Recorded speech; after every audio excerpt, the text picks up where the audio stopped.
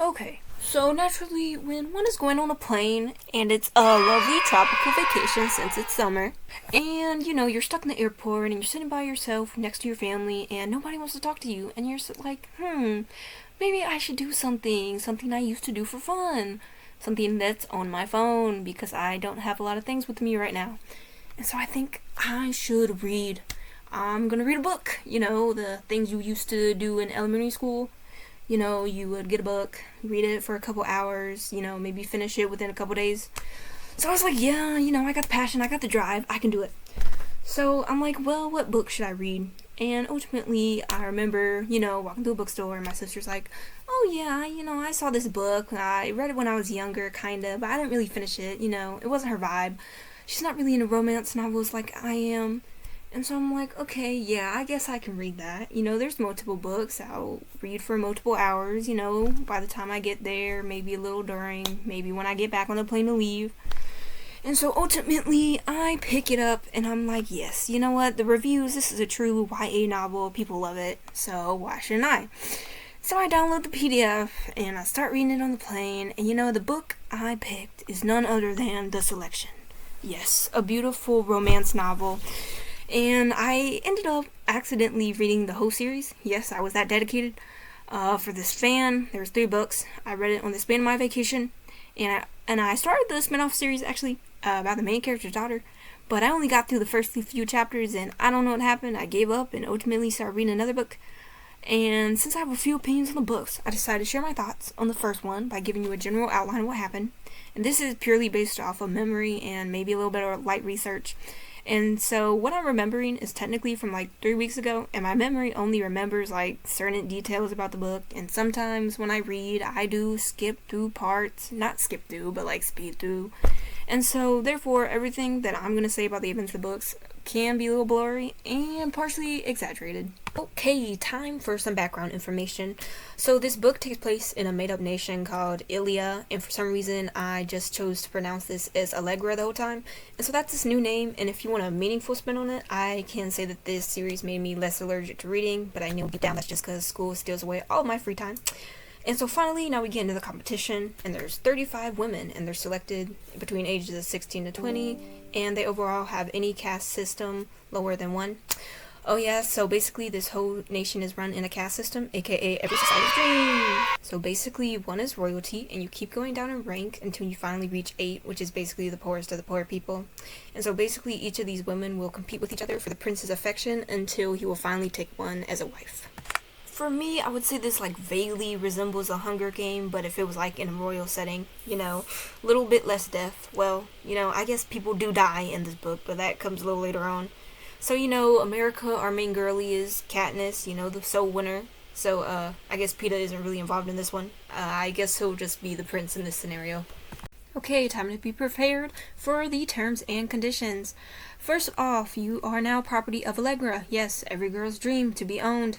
You're not allowed to leave the palace on your own accord. You must be dismissed by the prince himself, meaning no king or queen interference.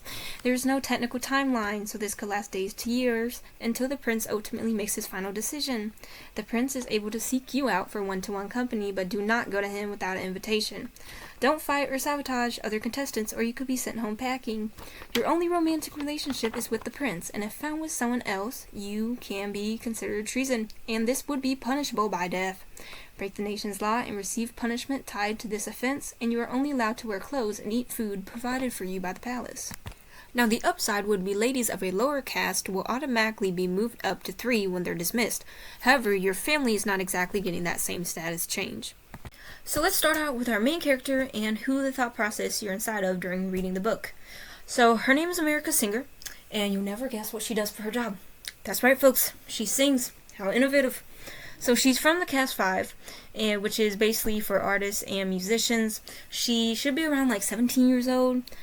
She's the middle child, and her closest relationship is with her sister and her dad. Her relationship with her mother is iffy, and she doesn't really like one of her brothers all that much because he's kind of an attention seeker. And so described by Google, they say she's pretty stubborn and fiery. I would also add intelligent. She also helps out a lot with other girls and speaks her mind. But she does kind of fall into the not like other girls trope. Because in the beginning, she doesn't really obsess over Maxton, which you will ultimately find out later on what is the reason for that. Okay, so Aspen Ledger is our second male lead, and he's from Caste 6, meaning he's a servant. So he works quite a lot to take care of his family since his father died, and he's the oldest child. And according to a Prezi, he allegedly has 6 siblings. These kids need a stepfather or something. And so his most noticeable character traits are being responsible, protective, hardworking, and he also has a weird talent for just popping up whenever the heck he feels like it. Okay, time for Maxton, however you pronounce his last name. He's our main lead, he's the Prince of Allegra, he's 19, and the only child. His parents are King Clarkston and Queen Amberly. You know, his mom was sweet, but his dad, let me tell you, I hate him. And a fictional character should not bring you this much anger. Every time that he popped up in this book, I had to take a break because I just know something horrendous or outrageous was about to come out his mouth. And you know, the queen is all like, he isn't that bad, you know, you just gotta get to know him a little more. But to me, this is the equivalent of being like, my dog don't bite, when you know in fact he does. And you know, I'm a pretty calm person if I do say so myself, but if I had to live in the same facility as the king, I'd actually go insane.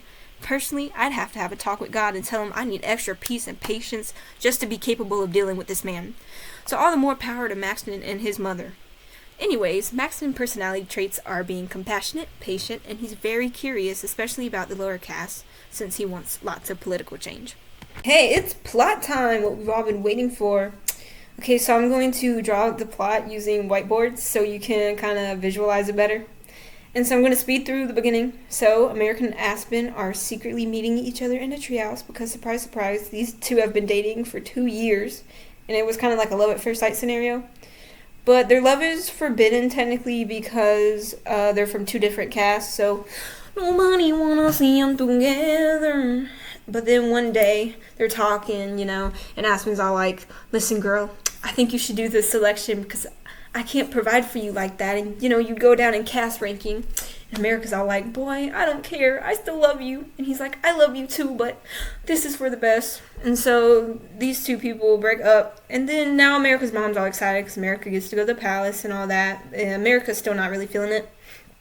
So, you know, you gotta do what's best. You gotta ship your daughter off into that strange place filled with rich people and secure the bag. And so it's important to note that when America is leaving for the palace on like an airplane or whatever, she sees her newly broken up with boyfriend Aspen talking to another female. So you know what? He clearly must have been cheating on her the whole time because that is the only logical explanation in her mind.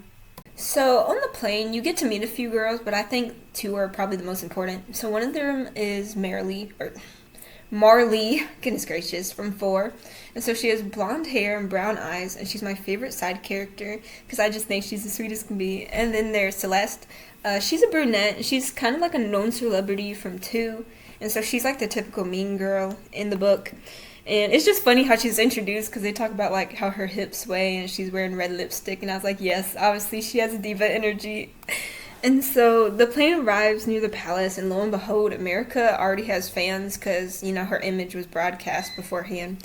And so she ends up signing autographs and talking to him, and she's kind of the only one who did that. So the other girls are kind of waiting for her to finish up, and they're getting a little irritated. But then they officially go in, and they're starting to get makeovers because it's time for official interviews.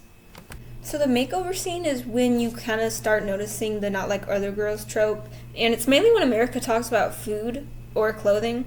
And food, I feel like, is pretty understandable because who doesn't like food? Like, you literally need it to survive. And then some people are just more vocal about how much they like food. In this case, it would be America. However, though, not gonna lie, rich people do eat some atrocious foods, or they like to call it delicacies. And it's time to accept that maybe not everything should be eaten, you know? If you're gonna eat it, though, it should at least be seasoned. What got me was her dislike for clothes and jewelry, because as a girl who loves fashion, this whole aspect would basically be my dream. And I know her tastes are like pretty simple throughout all the books, but like, dang girl, you're telling me you don't want to get dolled up, not even just a little bit, like add some sparkles to the fit or something.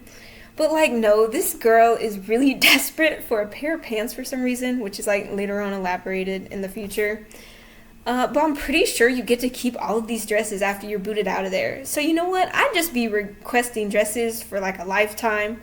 They'd probably only remember me for my greed. But like, understand, if I just got out the trenches, I'm about to enjoy myself. And she also doesn't like her nails being painted, but she kind of gives in at the end and lets him paint her toes. But, like, in reality, have you ever seen someone who has their toenails painted and not their fingernails, and this was just, like, completely intentional? Because I know I haven't. And it also stings as someone who paints their nails, like, regularly so they don't break. And, like, oh, just to have someone paint them for me, it'd be so convenient. So the portion where America talks about how she still wants to look like herself and she doesn't want the palace life to like completely change her is absolutely understandable. But since this is a competition to be the next queen, I highly doubt they're just going to let her do certain things that she did in the past.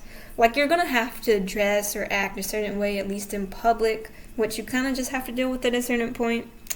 Also, if America was planning on not falling in love with the prince in the beginning, all she really had to do was wear the dresses for a little bit, rack up on the cash, take the dresses home because I know her sister would love them, and then go back to wearing pants.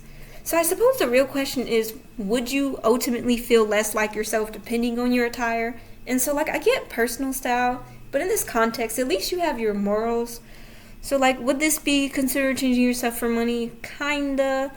But let's be for real, who wouldn't change just a little bit if you just got access to a bunch of wealth? I'm not saying that, we should go out and just be bad, terrible people. But in reality, most rich people aren't even that good, morals included. And if you wanted to tie this back into the book, just look at Maxton's evil father. So America gets through her first few interviews, standard stuff. She's left alone with her thoughts, which is obviously a recipe for disaster. And so she has a combination of like homesickness and thinking about her depressing love life, which, believe me, she is not the only one. The amount of stories I've heard. But she's like, I gotta go outside. I'm having a panic attack, She's taking deep breaths and stuff. And so, you know what? I truly do believe if you touch some grass, it'll fix your problems, Because in fact, one time, I fell off my scooter going down a hill. Wasn't my brightest moment, but I was in fact a child. And so I just so happened to land on the beautiful cement sidewalk. And to this day, I wish I would have just ate dirt instead. I'm still alive, but it would have helped a lot. And so the guards are now like, no, go back to your room. But guess who's here to save the day? It's good old Prince Maxton. And he's like, just let her go, I'll keep her company outside. So America's running for her life like a drunk person, because she needs to truly breathe in this ravishing outdoor air. This is funny. Now she's crying next to a bench in her green nightgown, which is now getting dirty. And so she's spurting on about, like, what is she doing here, and she's having all these bad thoughts in her head. But don't worry, y'all. Her prince is about to say the most comforting words you will ever hear. Are you alright, my dear? Pause. Maxton's sweetheart, if I merely gazed at her for a good 2 seconds, I'm gonna bet the answer is probably no. And side note, he has a habit of calling women my dear, and I don't know what he sounds like saying this, but I don't think he's able to pull off this phrase. And like, the nickname is no longer endearing if it's said to every woman within an arm's length away from you. And so anyway, America starts to come off as a bit hot-headed, and she hits him with the whole, I'm not your dear, and you'll notice this is like a reoccurring phrase. And so this man is like looking for a thank you, because he was able to let her outside, and she's basically looking at him like, what do I have to thank you for exactly?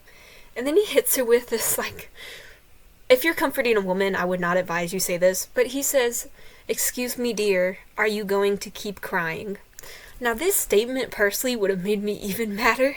And I'd start to cry even more, because, like, if you don't want to see me cry, just walk away. Like, you literally have free will, buddy. Honestly, I think the best way to cheer someone up who's crying is to tell them jokes. And I've tried this method once, and it worked. I think. But believe me, the individual will be embarrassed from crying, right? But you'll just be equally as embarrassed over the facts that none of your jokes will land.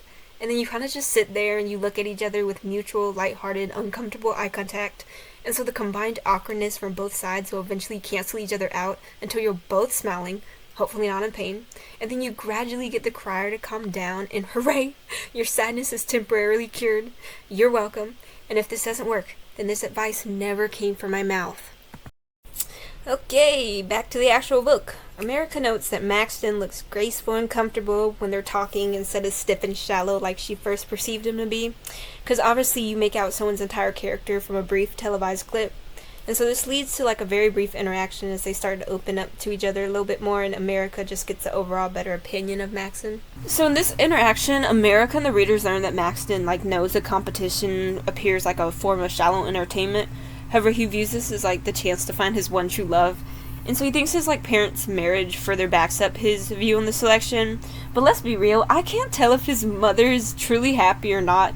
Like, she says that she fangirled over Max's dad before the selection, so I think she was low-key blinded by his public image. Unless he just turned out to be, like, a really good husband and he's just a bad dad. But, like, y'all, like, you can be both. Like, you can be good at both if you wanted to. And so America goes on to explain that Maxton should be careful because, like, some girls want the man and obviously the others just want the crown and the position. And so she claims she's there by mistake, but, like, you kind of volunteered for this unless her mom just signed her up and she was like, okay, I'll just go because she got broken up with. I don't know. I need to go review that. And so she's like, I'm just going to be here and enjoy the food until I'm kicked out. And so what's funny is America literally, she gets kicked out, like, almost kicked out, like, multiple times, but she never actually is. And so, like, Maxton was really working overtime just so she wouldn't leave, so I know she keeps this man stressed on the daily. And so Maxton tries to tell America that she's allowed to go outside at night as, like, a sort of favor, and she says, I don't think I want anything from you. Like, girl, just accept it. Like, he's giving you an ounce of freedom in this strict place. Like, what are we rejecting his help for? Like, if this was me, y'all would have caught me outside every night just lollygagging for alleged mental health reasons, and due to me being used to going to sleep at like 3 in the morning. And so then Maxton says he'll just leave her alone, basically, to think, and he doesn't want her to mention this to any of the other ladies so it doesn't look like she has any sort of advantage. But little does he know that she is the main character, so she was always going to have an advantage regardless. So it's important to note that America has 3 maids, Mary, Anne, and Lucy, and they help her get ready throughout the day, and she cares for these 3 girls a lot and will protect them whenever danger comes around. And so now all 35 contestants get one-on-one time with the prince, so he can like automatically narrow down the competition. So at the start of his meeting with America, she thanks him for not kicking her out and that he was so nice to her during their late night talk, even though she was, in her own words, being mean to him. And so America noticed Maxton has tender eyes for her. It reminds me of a chicken tender, I don't know. And she thinks about how he does this for all the ladies, probably, so she doesn't look too deep into it. And Maxton admired her upfront personality, and so he just basically comes out and asks her if she could ever love him. And she claims that he's kind, attractive, and thoughtful, all good things, you know, but then she starts getting all, like, teary-eyed and starts crying because she tries to explain that she still has feelings for a past fling. So Maxton panics, and he admits that he doesn't know what to do when women cry, which their past encounter made this so obvious, and she tries to take it as compassion. Then she admits she doesn't really want to stay in this competition, and she's really only in it for money and wants to avoid seeing Aspen. I can't even blame her for wanting to avoid him, because sometimes I purposely avoid people, like, by taking a different pathway to class, so I don't have to say hi to teachers or walk into a large group of students. And it's not even because I dislike them, really. It's just because I can't bear the thought of small talk or crowded spaces. So maybe America and I can relate to each other as overthinkers. And America makes a low-key genius suggestion, and she says that Maxton will let her stay as long as possible if she feeds him information on the other girls to help narrow down his choices. And so these two strike a deal, and they basically friend-zone each other, which is obviously the best recipe for a budding romance. But tell me why Maxton still wants to call America my dear, but she has to reject the nickname once again because she said that other girls like being called that, and that's the reason she doesn't. And I'm just gonna say, if they ever make a movie or TV show about this book, please find an actor who can pull off saying my dear to all these women, or I'm going to be rolling my eyes and contorting my face like I watched the first 5 seconds of the miraculous Ladybug wax statue scene. And for everyone's mental health, do not watch that scene. It actually physically hurts to this day. Like, it might even be a form of torture. So after one-on-one time with all the girls, Maxton starts eliminating people without batting an eye. So there's like 27 girls left. And you know what? He really stood on business. And so at breakfast time, America is called out by Maxton. He's talking about, how are you enjoying the food? Like, as he's watching her stuff her face. And he's really trying not to laugh. And then America's like trying her best to keep the conversation going. And she says that the strawberry tart's so good. And that if her sister was here to taste it, she'd cry. And for some reason, Maxton's so amused that he proposes a bet. And I don't know why that was his first thought, but okay. So he's like, okay, wanna bet money? But like, she's broke, dog. Like, where is she getting the money for him, you know? And so even America acknowledged that. She's like, I don't have any money. And so basically the bet is to send strawberry tarts to America's house to see if her sister actually cries. And if she does, America gets to wear pants for a week. Scandalous, I know. But low-key, I'd want pants made just for me too. Because I just know it's going to be like perfectly tailored if America likes pants that much. This is really her opportunity to achieve the perfect pair. Or better yet, I'll have a new pair every day to expand the wardrobe options. But if Maxton wins, she owes him a walk around the grounds. Like, is that really all we could think of, buddy? Like, y'all literally just established your friends. I'm pretty sure she'd walk around with you regardless, just to spill the tea. Even America think this is nothing special, but then again, what options could Maxton really choose from? Because he's basically got everything. And so this conversation is happening in front of Maxton's parents and all the girls, which makes this kind of like a big deal because this means America will have the first one-on-one time with the prince. But little do they know it's really the second. So now everyone gets to write a note to their families to let them know that they're safe.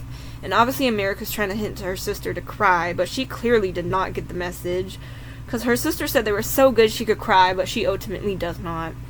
So thanks, sis, for absolutely freaking nothing. And America loses, but now she keeps reading the letter that her dad sent back about how pretty she looked on TV and how Aspen was at their house doing work or whatever, and how he was glad that she finally made a friend in reference to Marley. And I think it's cute how parents are so proud of their kids when they make friends. Like, yes, you have someone who not only likes you, but hopefully understands you. I mean, wow, they've successfully raised a somewhat likable human being. My parents would probably been more amazed by the fact that I made a friend than if I had talked to the prince, cause shoot, I haven't made a new friend in like 2 years. At this point, if I say I've got a friend, they probably think I'm delusional, especially my siblings. They'd actually have to see him in person to believe me.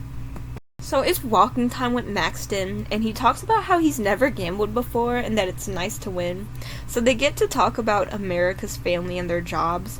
So America tries to ask about Maxton's family in return, but he's being a bit avoidant. And you know, it's just a peek at the little childhood trauma. And it seems like he's about to say something about his parents that could be important later on. But they see a camera and it kind of just completely pauses the conversation. So eventually the cameras and the crew and the guards leave, so they're now alone. And so Maxton says he's not the type of man to beat around the bush, so he'll say exactly what he wants from America. And pause, Maxton, sweetheart, once again, we need to choose our words wisely, because this can sound a bit misleading. And America does like the natural response as he starts to lean forward a bit and knees Maxton in the thigh. And the word says thigh in the book, but I'm pretty sure Maxton was hitting his bouncy balls by the way they describe him as clutching himself when he's in pain. So America literally could have killed off the future Lion in this moment, but don't worry, she has like 4 kids with this man. They have a decent amount. And so America stands her ground about how she doesn't want Maxton to lay a finger on her. Now Maxton is confused and isn't sure what America thought he wanted. Turns out America thought like the worst possible scenario, and you can't really blame her because there was no cameras around. And while reading, I knew Maxton wasn't trying to make a move on her, because if he did try to force himself on her, he'd basically be a piece of crap, and nobody, well, let me rephrase that, no normal person would want them to end up together. But Maxton realizes what America is implying and hits her with, "We're in public and I'm a gentleman." That just reminded me of like Anthony Bridgerton, but I don't think he's like the best example of a gentleman, to be honest. I mean, he proposed to his future wife's sister, and he also just couldn't hold back at all whenever Kate was around. So now Maxton wants to know why she thinks so little of him, and so America's embarrassed and she's blushing, and the reason she thought he was trying to make a move is because the prince can pretty much do whatever he wants to you rule, and when she was alone with Aspen, they tended to behave in a loving manner, or basically just kiss, and don't worry, that's really all they did. And so she eats dinner in her room, but Maxton says he'll deal with this entire interaction later. And I'm not sure if this is like a punishment or something though, because eating alone really doesn't sound all that bad. America heads back to her room, and there's a gift waiting for her from Maxton, and it turns out to be 3 pairs of pants. And so each pair is in like a different style. So the first one is linen, the second one is a soft business-like pair, and the third is denim. And okay, Maxton, I see you. Honestly, I've never physically met a man that cared so much about fashion before. That or he got a woman to pick them all out. And this would have made me start making bets with Maxton non-stop. Like, listen, you're telling me if I lose, I still get a reward? Imagine all the things I could ask for. And so Maxton leaves a little letter saying he can't deny her, but to only wear the pairs of pants on Saturdays. He also writes thanks for the company. And this had to be pre-written because his bouncy balls are saying other things right now. The next day, the girls are interested in America's little day with Maxton, and America isn't giving them the full-on breakdown, so they think she's gatekeeping or something. But like, dang, she just don't want to tell you all her business. Is that really so bad? And now the palace is under attack, and to be honest, I don't really care for war plots. They're somewhat interesting, don't get me wrong, depending on like how much it's involved in the actual plot. But in this instance, I came here for the somewhat realistic escapism, so back to the romance. Although, I did find it funny when someone in the book said that the rebels were inside the walls, and that reminded me of the time my brother's lizard ran away from him while they were playing, and it went into the walls of our home and lived there for a few weeks. So he was devastated, of course, and we thought she was dead, but lo and behold, she kind of just appeared on the floor one day, and they had like a happy little reunion. I still don't know how she survived for that long, but she did live a very long life, even after the wall incident. But yeah, Maxton helps gather the girls to safety during the attack, and America is giving Marley tips on how to look more like a queen when disaster strikes. So she's telling her to stop crying and look brave, even though rebels are actively trying to kill them. Like, literally, ain't nobody safe in this made-up country. And so America is worried about her maids, but Maxton tries to comfort her by saying they know protocol and they should be somewhere safe. Also, America tries to explain herself by saying that when the girls were prepped, they were told they couldn't turn him down. And so he's dumbfounded.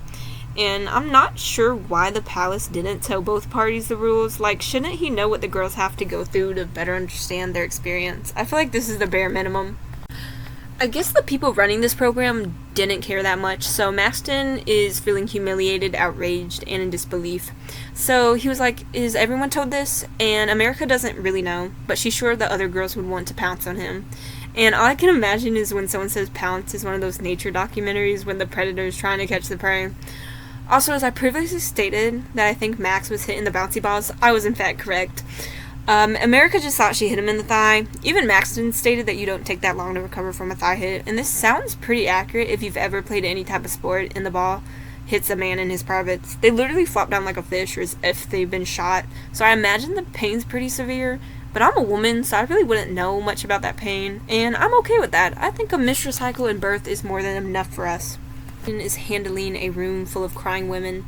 But what would anyone do in a room full of crying people? Because you really can't comfort them all. Like, at this point, you just gotta wait for all their sadness to end. So now they discussed if they should let some girls leave if they don't want to stay after the attack. But honestly, staying really doesn't sound that bad. Like, I may get constantly attacked, but at least I'm getting paid to be taken care of, clothed, and I'm not starving. So then Maxton asks America that if the girls ask about their time together, to tell them that Maxton isn't some kind of pervert. And so she agrees because obviously it was a misunderstanding. Then he says that he knew that if any girl was going to disobey that order, that it would have been her. Excuse me, sir. You cannot convince me every girl would be down to get up close and personal with Maxton just because he's the prince. Like, dang. Y'all don't even know each other yet. Like, what if he's just using the girl for pleasure because he knows he can and then ends up choosing an entirely different queen? Is nobody thinking ahead here? Plus, it seems that premarital baby-making activities isn't accepted in their society. So, like, what if someone finds out the girl did something with the prince? Wouldn't that just ruin her chances of marriage or even a normal life back home? Time for a debrief on the war groups because they actually do play a role in the plot later on. So the northern group attacks more frequently, they're closer, they live in an area that's basically full of ruins, and they're pretty tame for the most part, as in they don't kill people. And a theory for Maxton's stupid dad is that the northerners just want to bother them and disrupt their governing, as if they don't have better things to do. Southerners are the messy people who basically just cause chaos. They're lethal and they want to demolish the royal family, so basically they will kill you if you get in the way. Then Maxton gives a little info on himself, like how he enjoys photography, and this confuses America, but she doesn't think it's silly, unlike someone, you guessed it, Maxton's dad. So America ends the convo by suggesting that Maxton go talk to Marley, and gives them a hint that she likes movies. And would you know it, Maxton asks Marley out on a date next. So honestly, 10 out of 10 wing woman moment for America. You know, if she didn't like Maxton later on, because that's just awkward now. And Marley talks to America afterwards and finds Maxton to be a good winner since he let America have the pants even though she lost. And Marley's pretty excited for this date and she's already daydreaming about this man. And America finally gets back to her room and starts comforting her three mains, mainly Lucy though, who's the most scared. And then we're told Lucy's backstory, which is that her family needed money so her mom could go through an operation, so they ended up working for a family of threes. But her mama never got better, and now her family's in debt, so the average American experience. But the son of the family liked Lucy, and his mother found out, so another trash parent in this story. And then Lucy and her dad are sold to the palace. So, basically, slavery. Lucy's dad is in the stables, but apparently being a maid is a big deal. It's better position than being in the kitchen, chopping firewood, or raking the grounds. And Lucy is traumatized by these attacks because she was taken by a rebel once, and he licked her face, which, ugh. First off, that's just disgusting, and I don't even want to know where that man's tongue has been. And Lucy ended up screaming as the rebel was trying to take her away, and an actual guard came and shot the man, and now Lucy was covered in his blood. So yeah, this girl needs a therapist ASAP because her trauma just keeps building on up. And now America knows more about Lucy, and she makes a promise to herself that she wouldn't let Lucy go through something like that again. So after everyone calms down, the girls who are ready to go home ultimately decide to stay. Who would have guessed? And so Maxton comes to America's room while her maids are working on her dress because that's what friends do. And Maxton proposes they use an alternate form of communication since they have a special relationship. So they immediately rule out notes being sent through maids, and Maxton suggests rubbing noses, which is automatically a bad idea. Because dang, what if your nose is just stuffy? That does not mean I want to talk to you. But America ultimately says no because she thinks it's unattractive. Then he suggests running his fingers through their hair. And all I'm going to say is, couldn't be me. As a member of the curly-haired community, you will not catch me running my fingers through my nicely made-up hair. Luckily, America doesn't seem to have this issue, but she does have pins in her hair, and Maxton wears a crown at times, so this idea is also a no. And so they land on ear-tugging as their form of communication. And so Maxton notices the jar America has from home, which had pennies in it previously, from when she'd sing for Aspen and he'd pay her with what little we had. And I'm pretty sure she was upset after their breakup and gave most of the pennies back except for one. And so, what can you even get with pennies though? Did inflation hit these fictional people as well? I kid you not, you cannot buy anything these days. And so America is in a deep blue dress, pearls in her hair with a matching pearl earrings and necklace, and she's very proud that she still looks like herself. And so all the girls are gathered together, making sure they look good, and Marley arrives in a yellow dress. And there's this girl named Olivia, and she vomits before the cameras turn on, but don't worry, she made it to the trash can on time. And this is just something that never seems to work out for me when I vomit.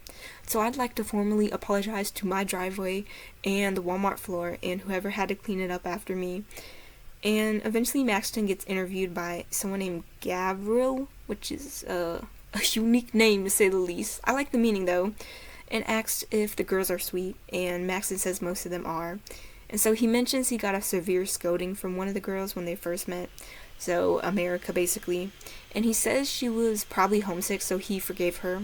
How gracious of thou. And he also mentions that she's still here and probably will be for a while. And you know what? He gave her a pretty picture-perfect interview because he came off pretty likable. And so the next chapter starts out with the dinner being disappointing. And low-key, that's literally the worst. Imagine thinking you're about to have a fabulous dinner and it's not what you expected. In a bad way. At this point, just put me back to bed. It's no longer worth being awake for. And so America holds the jar from earlier with the 1 penny in it and thinks about Aspen again. And then Maxton obviously comes knocking at her door to talk. And he knows America sent her maids away early and suggests that they put a guard outside her door. This will come back later. And so they make their way outside to the bench. Or, I'm sorry, as America refers to it, our bench. If you say so, girl. And then Maxton starts talking about his worries, how he's embarrassed his parents and the whole country are watching his first attempt at dating. And honestly, my parents watching me trying to date would be enough for me. And then he talks about his busy schedule, organizing troops, making laws, perfecting budgets. Yeah, if I was royalty, the country better hope that I'm the second born, for their sake, of course. And then he goes on about, what if I sent my soulmate home, or What if she leaves him at the first sign of adversity? Which is like, okay, those are valid concerns, because low-key, y'all, what happens if you go through the entire selection and you still don't have someone you love enough to make your spouse? Like, I know these girls can stay for years, but I'm not sure it really takes that long to potentially know if you want to marry someone, unless you're playing the long game. And like, if there's still situationships in this fictional world, we have got to do better. And so America starts to comfort Maxton and says, you'll find the one, and he feels a lot better. And I mean, someone could tell me that my soulmate's out there, but that doesn't automatically make me feel better. Like, okay, sure, they're alive, but like, are they in another country? Because they're taking a while. Like, are we waiting for character development or something? So Maxton now tells America that once a woman leaves the selection, she's still viewed as important, which America isn't looking forward to, because that means more cameras are on her. And Maxton acknowledges that he knows how she hates the rules, the competition, the attention, and the clothes. And then he starts listing things about America, like her talking to the other girls and how he noticed her mood changes. And like, how are you picking all of this up, buddy, unless you're constantly watching her?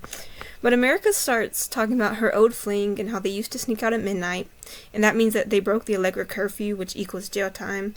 And I kid you not, they literally put anyone in jail for the littlest of reasons in this country. And Maxton gasps for some reason. I know he was confused and like, why'd she risk going to jail for love? But I'm pretty sure there's worse things you could do for love. And I'm looking at you, Romeo and Juliet. And then she spills more tea about her 2-year relationship and how he urged her to sign up. And Maxton's mouth basically drops open. And not gonna lie, I'd be invested too. Look, I'm all for drama, as long as it doesn't include me. And then she goes on to talk about how she thought he was going to propose and she didn't think she'd be picked. And when she left, he was with another girl, a little recap.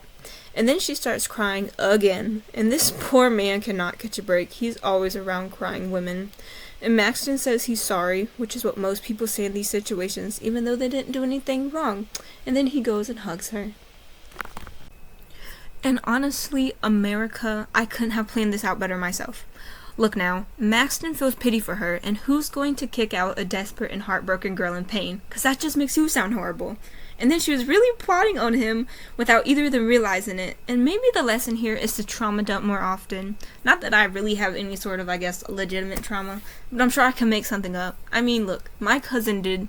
One time, he made it sound like our grandma was in some life-threatening accident so he could get some free food to make him feel better. And in reality, she just got scared of a chicken and she fell down and broke her ankle. Not to downplay my grandma's pain or anything, but at least she wasn't dying, okay? And so America wakes up the next morning all puffy-eyed like me when I put on a facial serum, even though I may or may not be allergic to it. And Marley talks about her date with Maxton and how they watched a movie in the theater, located in the basement. Oh, to be rich. And you won't believe it, but these two held hands. I mean, wow, Marley, you're already ahead of me in the romance department. I mean, this is some really crazy premarital hand-holding. So now I'm clutching my pearls, and Maxton is officially a player. And the main question I have, though, is what movie did they watch? But no worries, if you're going on a date and you need to put on a movie, I'll give you a suggestion. In no particular order, you can watch The Land Before Time. This is for if you want your date to cry. Fantastic Mr. Fox. This is for if you want your date to understand your midlife crisis. The Curious George 2006 movie. This will send your date the message that you're completely okay with found family scenario, and The Man in the Yellow Hat is exactly my type of eye candy. Then we have The Prince of Egypt. This shows your date that you understand what a masterpiece is, and it has an amazing soundtrack. And if you want a more romantic option, you can watch Pride and Prejudice, the 2005 movie, where two people just misunderstand each other and give very magnetic eye contact. But another takeaway from this conversation is that Maxton has really nice arms, apparently, so he works out, I guess. But the true takeaway is that Maxton didn't mention his little date last night with America, even though it sounded like it went really well. And you know what else our bestie didn't mention? Was the fact that he went on several more dates, trying to meet everyone, except they say he kind of excluded the grumpy ones at first. And so everyone knows America and Maxton met twice because someone saw them together. And that's it for part 1, because apparently this book has 100 more freaking pages. And no one told me it would take this long to write out a script and edit a video in CapCut. I'm also not used to speaking for long periods of time, so my throat needs to recover, although this took over an entire month to make. I'll try my best to finish part 2 quicker, and hopefully future me will actually give my full opinion on the book that's somewhat insightful, or maybe not, who knows. But I can say, as aggravating as some of these characters are, or may have been to me, I still rather enjoyed the book, and it has the whole, like, royal setting, so I'm willing to overlook smaller issues. Besides, no book is perfect, neither are fictional or real people at that. And besides, an opinion's just an opinion, and someone may feel completely different about these characters or this book in general, except for Max's dad. If you like this man, I know exactly what kind of a person you are. And Max then now tells America that, and then I wouldn't know because my phone turned off. And the next day, the girls are interested in America's little day with Aspen. That's not what I meant to say. He'd rock around with you while you guys so you don't use what and admits he doesn't know what to do when women cry. But like they're obvious, like they're past. What am I trying?